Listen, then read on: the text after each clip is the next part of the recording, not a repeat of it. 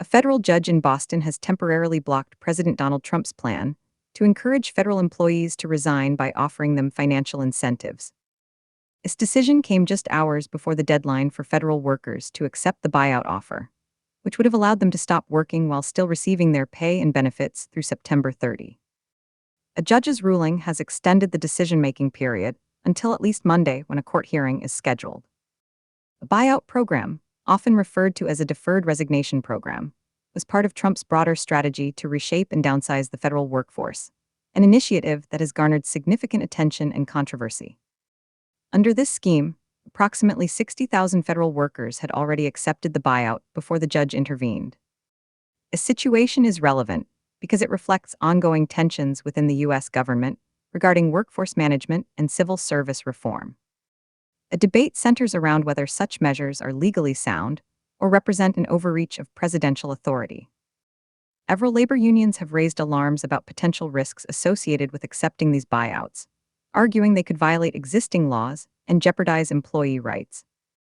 According to Dan Mangan from CNBC, Judge George O'Toole Jr., who issued the injunction against the program, did not comment on its legality, but indicated he would hear arguments next week on this matter.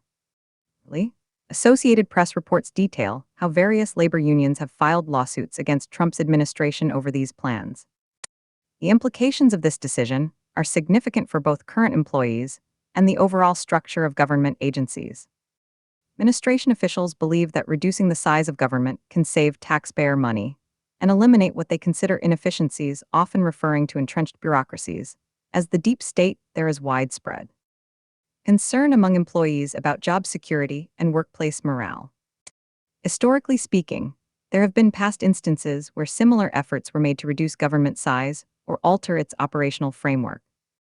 For example, during previous administrations, both Republican and Democrat proposals for downsizing or reevaluating federal agencies met with pushback from unions representing public sector workers.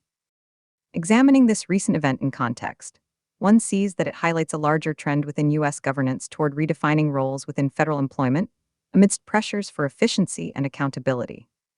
However, many critics point out, including voices from organizations like Democracy Forward, the fear remains that rapid changes could lead to instability in vital services provided by government sectors if experienced employees leave en masse.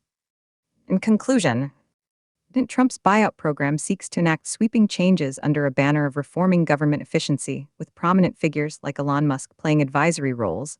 The temporary legal halt suggests not only potential hurdles ahead, but also a divided response from those directly impacted by these policies.